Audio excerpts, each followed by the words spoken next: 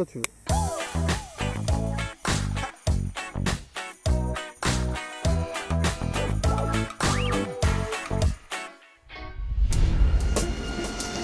Bonjour, aujourd'hui je suis près de Grenoble et je vais à la rencontre de Romain Heinrich qui est le capitaine de l'équipe de France de bobsleigh. Suivez-moi.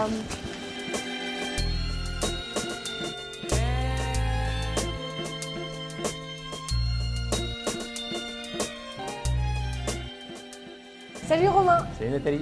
qu'est-ce qu'on fait ici et qu'est-ce qu'on fait déguisé comme ça? On est à Unity Semiconductor, c'est l'entreprise dans laquelle je travaille et là on est en zone de production, donc on va aller faire un tour sur les machines puisque je suis directeur qualité de l'entreprise.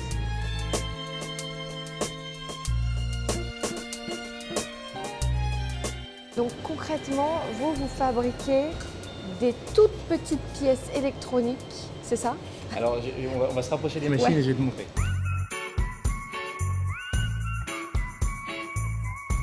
Ça c'est une des machines qu'on fabrique. Ici en fait il y a une des plaques de silicium sur lesquelles on va fabriquer les microprocesseurs pour les téléphones portables. Et nous en fait nos machines, on a des capteurs qui sont au-dessus et qui viennent regarder s'il y a des rayures, s'il y a des poussières. Et donc en fait on s'assure que la surface est parfaitement propre pour pouvoir graver les composants électroniques. D'accord. C'est assez technique. Non, j'ai à peu près compris, bravo. Il y a un petit défaut là, t'as vu? On la touche pas, c'est pas un défaut. Avec...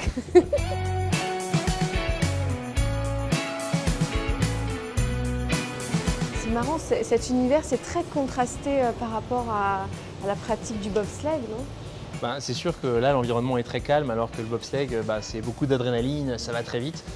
Maintenant dans ce métier-là, il y a aussi des beaux challenges à relever donc c'est aussi assez rythmé parfois.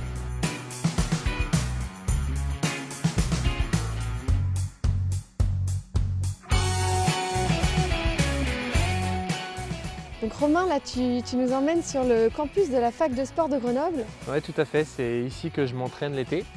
Toute la préparation physique elle est faite sur ce stade puisque pour nous dans le bobsleigh la poussée c'est une phase qui est très importante. On joue 30% du chrono à ce moment-là donc c'est très important d'être athlétique. Et quand tu étais petit, ton rêve c'était d'être bobeur ou d'être ingénieur? Alors bobeur ça n'a jamais été un rêve étant petit, c'est plutôt quelque chose que j'ai découvert quand j'avais 20 ans. Par contre effectivement j'ai toujours voulu être ingénieur et j'avais une maman prof de sport, un papa ingénieur. J'ai pas su choisir, aujourd'hui je fais les deux.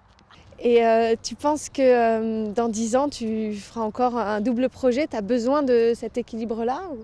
En tout cas, aujourd'hui, c'est vraiment comme ça que je conçois la performance dans mon projet sportif. J'ai déjà essayé d'être sportif à temps plein et en fait, je pense que je suis nettement plus équilibré en pouvant aussi avoir du temps pour travailler et avoir un contexte un petit peu hors stade. Maintenant, ma carrière sportive, je ne sais pas où elle me mènera. Là, aujourd'hui, on a des objectifs assez ambitieux pour cet hiver et puis pour l'Olympiade qui arrive. Donc, je me concentre là-dessus dans un premier temps. Dans le milieu du sport, nous on te voit quand tu es sur ta piste de bob en tout cas comme quelqu'un de très sérieux, de solide et de serein. Est-ce que tu te perçois comme ça aussi? Alors, je pense que c'est 3 qualités qui sont nécessaires pour être un bon pilote de bob. Donc c'est quelque chose que je travaille quand je suis au bob. Maintenant, je pense que j'ai... Heureusement que mes copains ne sont pas là parce qu'ils rigoleraient beaucoup en entendant que je suis quelqu'un de sérieux et de serein parce que des doutes, j'en ai comme tout le monde et puis j'aime bien rigoler aussi quand il le faut. Et tes potes alors, ils arrivent à comprendre ta vie un petit peu chargée? C'est sûr qu'on n'a pas tout à fait les mêmes projets de vie. J'ai 28 ans, bientôt 30 ans, donc mes amis ont le même âge, commencent à acheter des appartements, à fonder des familles. Et moi, je ne suis pas là-dedans. Clairement, j'ai des priorités. Ma priorité, c'est de monter sur le podium aux Jeux Olympiques en 2022. Tout est organisé pour y arriver.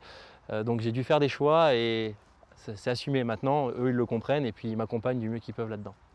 Merci Romain de nous avoir accordé quelques minutes dans ton emploi du temps chargé. Merci à toi Nathalie, c'est toujours un plaisir de parler de bob et de mon double projet. Merci beaucoup. Je t'en prie.